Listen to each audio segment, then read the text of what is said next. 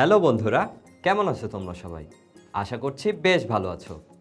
আমি মোহাম্মদ সালিম সাদমান মুকিব তোমাদের সবাইকে স্বাগত জানাচ্ছি গো জি8-এ।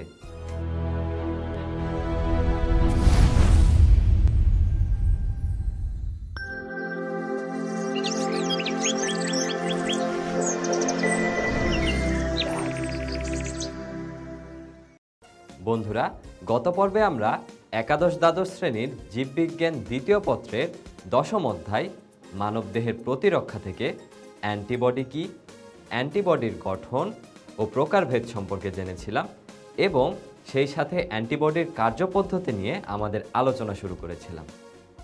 আজকের পর্বে আমরা অ্যান্টিবডির কার্যপদ্ধতির অবশিষ্ট অংশটি নিয়ে আলোচনা করব। আর আমাদের আজকের আলোচনার বিষয়বস্তু হলো কমপ্লিমেন্ট প্রোটিন সক্রিয়করণ, সংক্রমণের বিস্তার প্রতিরোধ এবং অ্যান্টিবডি ও অ্যান্টিজেনের তুলনা। তাহলে চলো বন্ধুরা, শুরু করা যাক। বন্ধুরা, প্রথমে তোমাদের বলি কমপ্লিমেন্ট বা কমপ্লিমেন্ট সিস্টেম বলতে কী বোঝায়। কমপ্লিমেন্ট সিস্টেম হলো অন্তত 20 ধরনের প্লাজমা প্রোটিন নিয়ে গঠিত একটি আন্তঃসম্পর্কিত গ্রুপ, যা নিষ্ক্রিয়ভাবে রক্তের মাধ্যমে বাহিত হয়ে দেহের বিভিন্ন প্রতিরক্ষা পদ্ধতিতে জীবাণু ধ্বংসে সাহায্য করে। এই প্রোটিনগুলো সক্রিয় হয়ে বিভিন্ন উপায়ে অণুজীব ধ্বংসে সহায়তা করে, যেমন অপসোনাইজেশনের মাধ্যমে, বিশ্লিষ্টকরণের মাধ্যমে, স্তূপীকরণের মাধ্যমে, ভাইরাসের প্রশমনের মাধ্যমে, কেমোট্যাক্সিসের মাধ্যমে এবং মাস্ট কোষ ও বেসোফিলের সক্রিয়করণের মাধ্যমে। বন্ধুরা, তাহলে চলো একে একে সবগুলো প্রক্রিয়া সম্পর্কে জেনে নিই। বন্ধুরা, প্রথমে আমরা জানব অপসোনাইজেশন সম্পর্কে।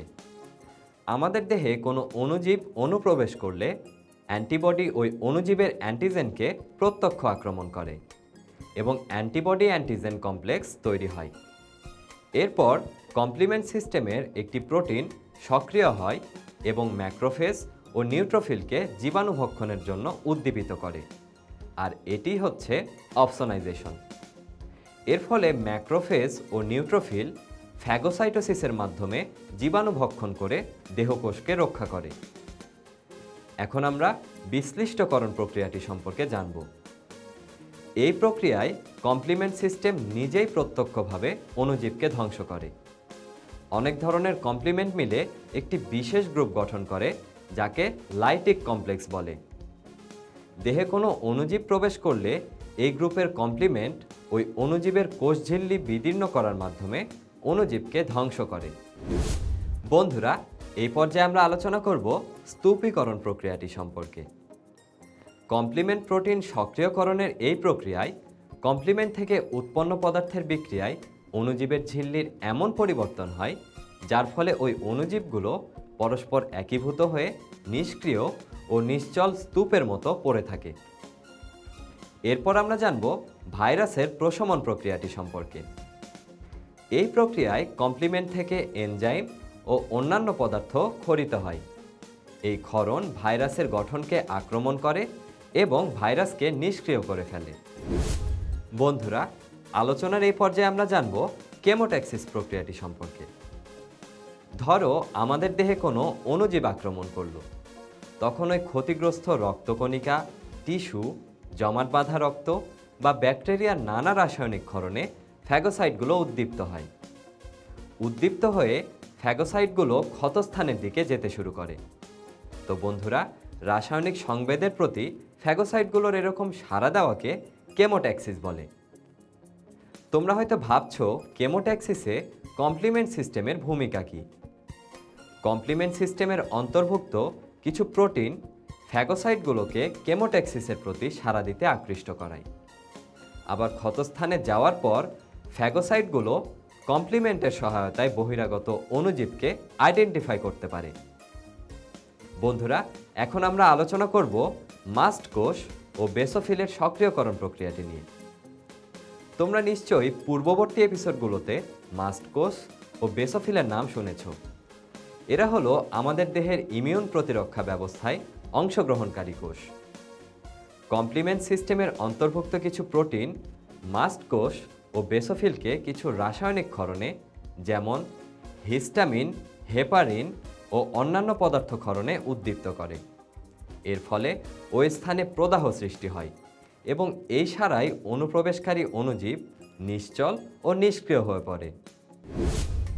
বন্ধুরা, চলো এবার আমরা আলোচনা করি সংক্রমণের বিস্তার প্রতিরোধ সম্পর্কে। আমাদের দেহে কিছু অ্যান্টিবডি, বিশেষ করে আইজিই প্রদাহ সারাকে ত্বরান্বিত করে। কোনো ক্ষতস্থানে প্রদাহের ফলে 4টি ধারাবাহিক বাহ্যিক লক্ষণ প্রকাশ পায়। লক্ষণগুলো হলো ক্ষতস্থানটি লাল হয়ে যায়, ক্ষতস্থানের জায়গাটি গরম হয়, ক্ষতস্থান ফুলে যায় এবং সবশেষে ব্যথার প্রকাশ ঘটে। বন্ধুরা, এভাবে মাস্ট কোষ ও বেসোফিলের ক্ষরণে প্রদাহ সৃষ্টি হয় এবং সৃষ্ট প্রদাহ জীবাণুর সংক্রমণের বিস্তার রোধ করে।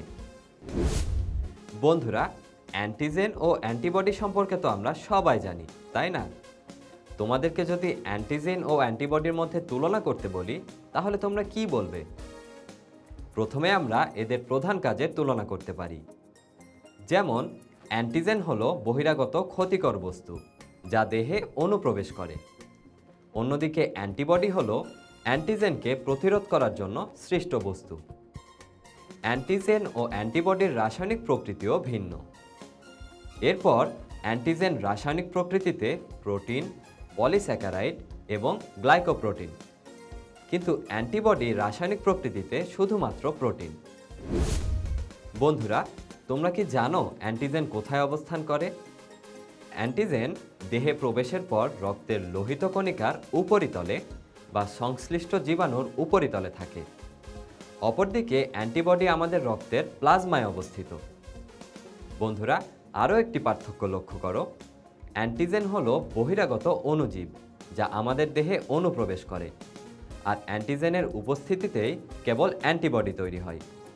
তাহলে আমরা বলতে পারি অ্যান্টিজেনের স্বকীয়তা আছে, অ্যান্টিবডির স্বকীয়তা নেই। বন্ধুরা, অ্যান্টিজেন আমাদের দেহে ইমিউনিটি বা অনাক্রমতা তৈরির জন্য উদ্দীপনা সৃষ্টি করে। অন্যদিকে অ্যান্টিবডি অ্যান্টিজেনকে ধ্বংসের মাধ্যমে দেহকে সুরক্ষা দিয়ে থাকে। তাহলে আমরা বলতে পারি অ্যান্টিজেন হলো ধ্বংসাত্মক এবং অ্যান্টিবডি হলো রক্ষণাত্মক। তো বন্ধুরা, এই ছিল অ্যান্টিজেন ও অ্যান্টিবডির মধ্যকার পার্থক্য। বন্ধুরা, আমাদের আজকের আলোচনা এই পর্যন্তই। আশা করছি আজকের আলোচনা থেকে তোমরা অনেক কিছু জানতে ও শিখতে পেরেছো। পরবর্তী এপিসোড দেখার আমন্ত্রণ জানিয়ে আজকে এখানেই বিদায় নিচ্ছি। আর সে পর্যন্ত তোমরা সবাই ভালো থেকো, সুস্থ থেকো এবং অবশ্যই গো জি8-এর সঙ্গে থেকো।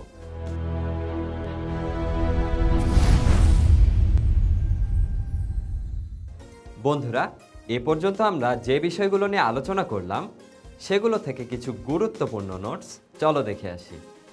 কমপ্লিমেন্ট সিস্টেম হলো অন্তত 20 ধরনের প্লাজমা প্রোটিন নিয়ে গঠিত একটি আন্তঃসম্পর্কিত গ্রুপ।